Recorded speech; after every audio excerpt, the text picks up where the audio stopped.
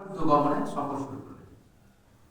এই ঘটনাটা কোরআনে পাকের মধ্যে আল্লাহ রাব্বুল আলামিন সূরা বনী ইসরাঈলের মধ্যে নিয়ে আসছেন এইভাবে যে সুবহানাল্লাযী আসরা বিআবদিহি লাইলা।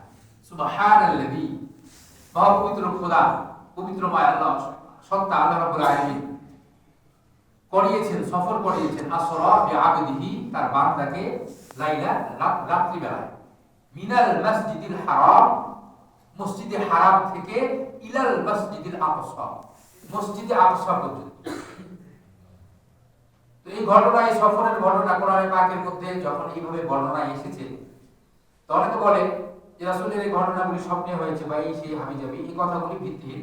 রাসূল সাল্লাল্লাহু আলাইহি ওয়াসাল্লামের এই সফরটা সশরীরে হয়েছে, সশরীরে একদম তিনি বাস্তবে, তিনি একদম জীবন্ত অবস্থায় এটাকে তিনি মেহসুস করেছেন, এটাকে তিনি উপলব্ধি করেছেন এবং হযরত জিবরিল আমিনের সঙ্গে এবং সেই জান্নাতি বাহনের সঙ্গে রাসূল সাল্লাল্লাহু আলাইহি ওয়াসাল্লাম এই ঊর্ধ্ব আকাশের যে সফর আল্লাহ রাব্বুল আলামিন রাসূলকে করিয়েছেন এবং এটা তিনি সশরীরে করেছেন।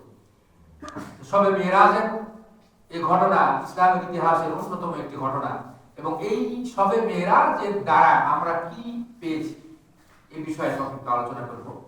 তো রাসূল সাল্লাল্লাহু আলাইহি ওয়াসাল্লাম হাদিসে পাকের মধ্যে আসছে, ইন্নাল্লাহা ফাদ্দালানি আলাল আমবিয়া ওয়া ফাদ্দালা উম্মতি আলাল উমাম।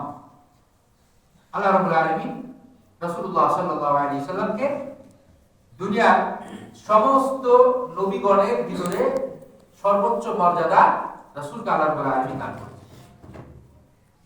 প্রত্যেক নবীর যুগে ওই নবীর সম্মান বা মর্যাদা ছিল, ওই নবীকে আল্লাহ রাব্বুল আলামিন ওই জামানায় সবথেকে সম্মানিত করে প্রেরণ করেছিলেন।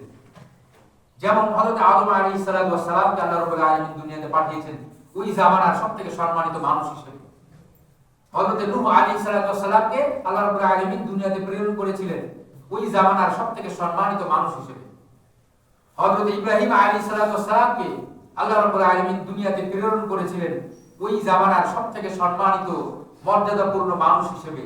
অর্থাৎ প্রত্যেক নবী তার জামানায় সবথেকে সম্মানিত ছিল। হযরত মূসা আলাইহিস সালাতু ওয়াস সালাম ওই জামানার জন্য সবথেকে সম্মানিত ছিল। হযরত ঈসা আলাইহিস সালাতু ওয়াস সালাম